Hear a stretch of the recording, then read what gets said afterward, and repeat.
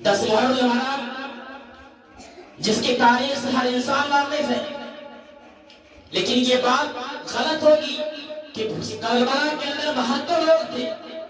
حضرت حسن حسین کا تو درجہ مقام مرتبہ بلند سب سے زیادہ ہے، لیکن اگر کوئی کسی کام کے اندر کسی چیز کے اندر کوئی کام کر رہے چند لوگ، صرف ان میں سے 2 لوگوں کا نام لینا تو بقیہ لوگوں کے دل پہ ٹھیس پہنچے گی کہ ہم بھی تو اسی میدان میں شامل تھے، ہم بھی تو کربلا کے میدان میں شہید ہوئے تھے، ہمارا بھی تذکرہ کیوں چھوڑ دیا گیا، ہمیں کیوں بلا دیا گیا، ہمیں کیوں نہیں یاد رکھا گیا۔ اور جو ہماری بات پر توجہ دیجیے گا کہ ہم جو اپنی زبان سے کہتے ہیں، آپ یہ نہ کہیں کہ میں غلط بول رہا ہوں، کہ 72 کربلا کے اندر جن میں سے 21 لوگ اہل بیت سے تھے، اکثر لوگوں کو نہیں معلوم حضرت حسین کا جو اصل درس تھا، جو اس امت کو پیغام دیا تھا۔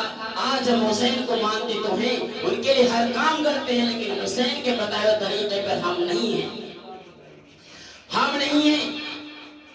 اس 72 کربلا کے اندر کسی نے نہ پردہ چھوڑا، نہ کسی نے نماز چھوڑا۔ ہم کسی بھی تاریخ اٹھا لو، آپ کو بھی معلوم ہے، سب کو معلوم ہے کہ حضرت حسین کو سجدے کی حالت میں شہید کیا گیا۔ تو بتاؤ، تم حسین کے تابعدار ہو، پھر مسجد سے تعلق تمہارا کیوں نہیں؟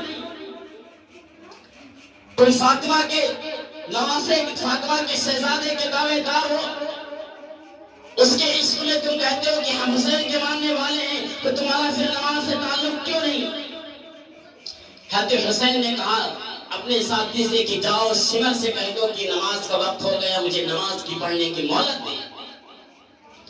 اس روئے زمین پر اگر کسی کو نماز کی معافی ملتی، جس کے لیے نماز کی چھٹی ملتی، وہ 72 کربلا والے تھے، ان کو بھی نماز کی معافی نہیں ملی۔ پھر کیسے کہہ دے تم نماز بھی نہیں پڑھتے، تمہارا مسجد سے کوئی تعلق نہیں، ہفتے میں ایک بار آتے ہو، اور ہم کیسے کہہ دے کہ ہم اور تم حسین کے تابعدار ہیں؟ ہم تو حسین کے پیر پہ لگے ہوئے دھول کے برابر بھی نہیں۔ وہ تو کربلا کا مقام مرتبہ کے سر کا تاج، وہ تو الگ تھے، ان کو تو جنت کی بشارت گود میں مل گئی تھی، پھر وہ کربلا کیوں گئے؟ کیوں؟ نہ وہ چاہتے تو نماز چھوڑ سکتے تھے۔ حسین نے کہا کہ جاؤ شمر سے کہو کہ نماز کا وقت ہو گیا ہے، مجھے نماز پڑھنے کی مہلت دے دیں۔ وہ ساتھی حسین کے ساتھ ہی جاتے ہیں اور شمر سے کہتے ہیں کہ دیکھو نماز کا وقت ہو گیا ہے، مجھے نماز پڑھنے، جتنی دیر نماز پڑھی جائے اتنی دیر کے لیے جنگ روک دی جائے۔ تو شمر کہتا ہے کہ نہیں، ہم نماز پڑھنے کی مہلت نہیں دیں گے، ہم نماز پڑھنے کی مہلت نہیں دیں گے۔ اس بات کو یاد رکھیے کہ اس روئے زمین پر اگر کسی کو نماز کی معافی ملتی تو کربلا کے 72 لوگ تھے، وہ کہتا ہے کہ ہم نماز کی معافی نہیں دیں گے، تم کو اسی حال میں، جس ہر حال میں تم کو جنگ کرنا ہوگا، تم نماز پڑھو کہ ہم تم پر حملہ کر دیں گے، ہم تم کو نماز کی چھٹی نہیں دیں گے۔ تو واپس آتے ہیں، حضرت حسین سے کہتے ہیں کہ شمر کہتا ہے کہ ہم نماز پڑھنے کی مہلت نہیں دیں گے۔ آپ کیا سوچ رہے ہیں؟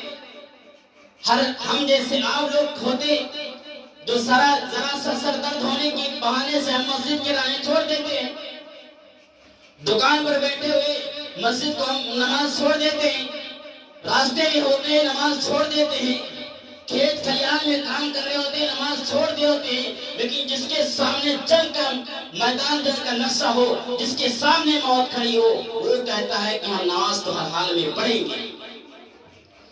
آدھے لوگ جنگ کرے اور جو آدھے لوگ ہیں وہ نماز پڑھے۔